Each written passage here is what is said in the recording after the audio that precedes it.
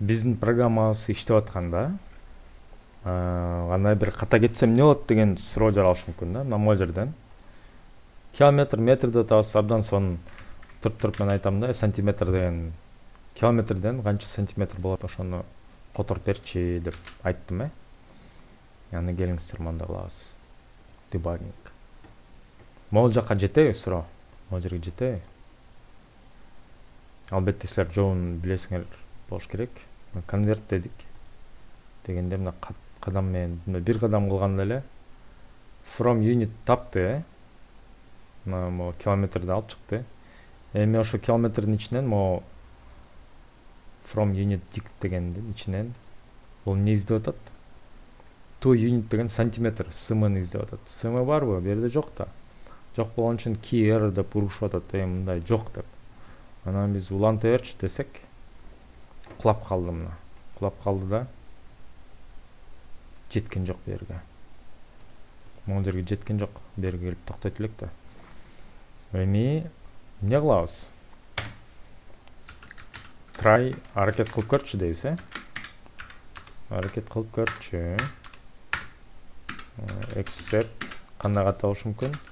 Key error болушу мүмкүн. Key error болсо эмне кылабыз? Биз айтып койсок болот, эми болбой калды депчи. Бирок биз жана графикалык интерфейс эсиңиздеби? Мына жердечи. Ошол жерге биз кандай бир маалымат чыгаргыбыз келсе, анда ал маалыматты биз кандай бир жол менен берип, ушул жакка көрсөтүп коюшубуз керек. Мындай болду депчи. Андай болуш үчүн биз мындай өзүнчө invalid unit error туура эмес бирдик деп көрсөтүшүбүз керек. Анын үчүн могу классты түзүшүбүз керек. Invalid unit error. Азыр мен түзүп берейин биринчи.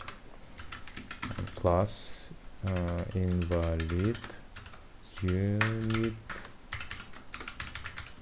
же жөн эле ката деп деле койсок болот. Бирок ката дегенде кийин башка программист келип түшүнбөй калышы мүмкүн, эмне болуп атат депчи. Ошон үчүн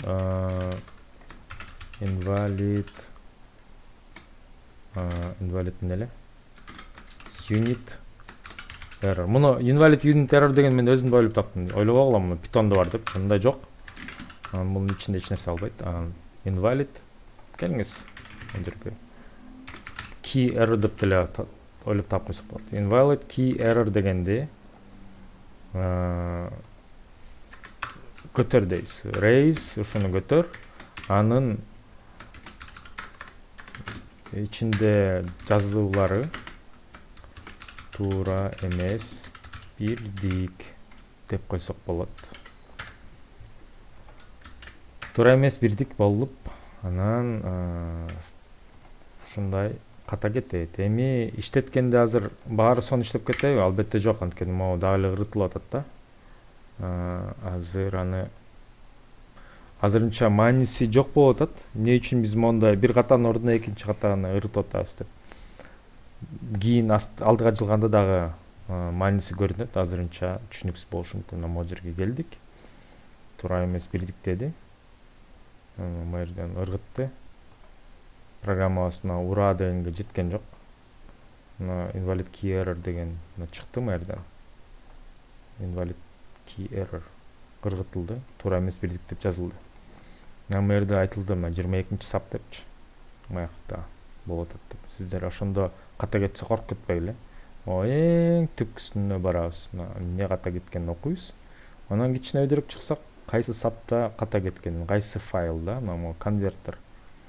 Scripts деген папкам бар. Анын ичинде converter деген папкам бар экен.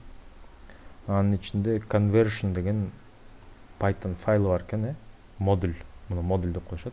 Ушу модулдун ичинде 22-чи сапта мына ката кетет деген маалымат берилет. Ошолорду жакшылап окуйбуз дагы, коркпой келип анан ошол ката менен иштейбиз. Бул азырынча ушу ойдон кала берсин. Азыр эми графикалык интерфейске өтүүгө убакыт келди.